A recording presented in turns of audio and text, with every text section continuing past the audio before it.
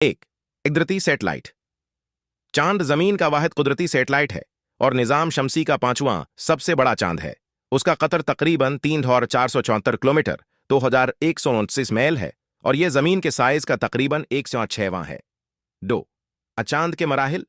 चांद मुख्तलिफ मराहिल से गुजरता है जब यह जमीन के गर्द चक्कर लगाता है।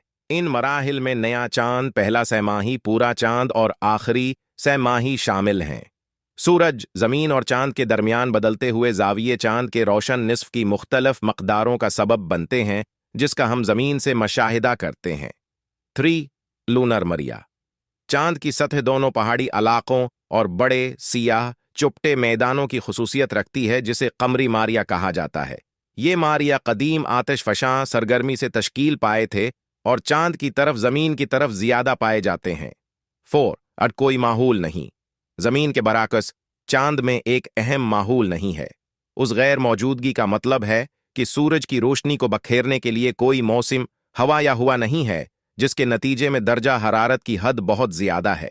दिन के वक्त का दर्जा हरारत 137 डिग्री सेल्सियस 260 डिग्री फ़ारेनहाइट तक पहुंच सकता है, जबकि रात का दर्जा हरारत 137 डिग्री सेल्सियस 280 डिग्री फ़ारेनहाइट तक गिर सकता है। 5 टाइडल लॉकिंग।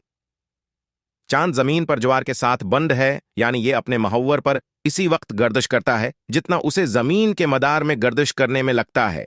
नतीजे के तौर पर हम हमेशा जमीन से चांद का एक ही चेहरा देखते हैं। जमीन से जिस तरफ का सामना है उसे दौर की तरफ या उतारिक पहलू कहा जाता है, हालांकि उसे सूरज की रोशनी इतनी ही मिलती है जितना हमारा सामना है।